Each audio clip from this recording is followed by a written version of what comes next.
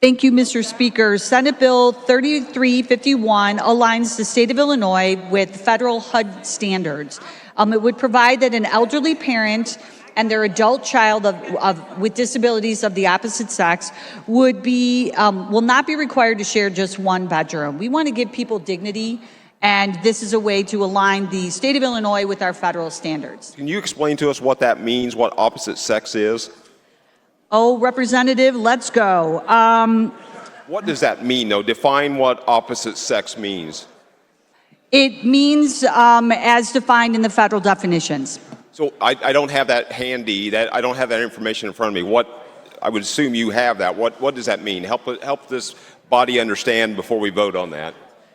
Sure. Hold on one second. Let me make sure I want to make sure I read that to you correctly. Representative, we'll get back to you on that when we're trying to locate the definition. What's your next question? That's fine. So what does it mean to you? What does this mean to you? This is your bill, so just explain to this body what that means to you.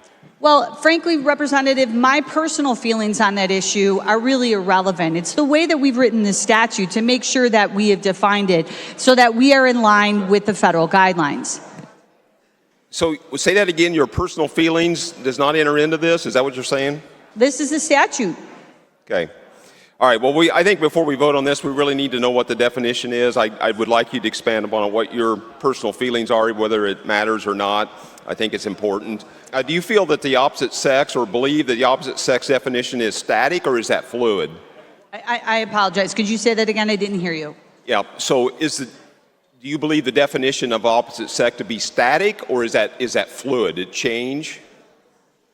Well, I think what my personal feelings on how we define opposite sex are frankly irrelevant. We have to make sure that we are in compliance with the federal guidelines. And so what the federal statute says is what Illinois is going to become in compliance with. So how do we vote on this if we don't know what the definition of that is? That's kind of important to members in this body, to whether it is fluid or otherwise. Representative, as you know, individuals in this chamber vote however they want, however they feel about a particular policy issue.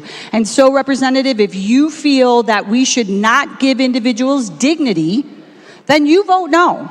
But I'm here, and I believe my side of the aisle is here to make sure that individuals who are in subsidized housing, who have children with adult disabilities that they are continuing to care for, are going to have dignity. So you do you, and we'll do us. Thank you for that explanation. And Mr. Speaker, no further questions.